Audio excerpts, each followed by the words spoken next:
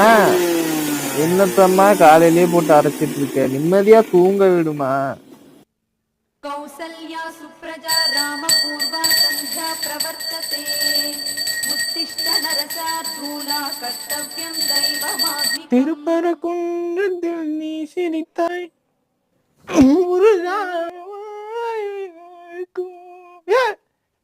மேல எரிச்சு படு.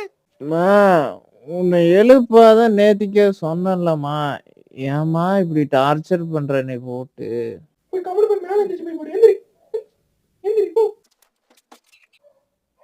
தூங்காதே தம்பி தூங்காதே, நீ சோம்பேறி என்று பெயர் வாங்காதே தம்பி.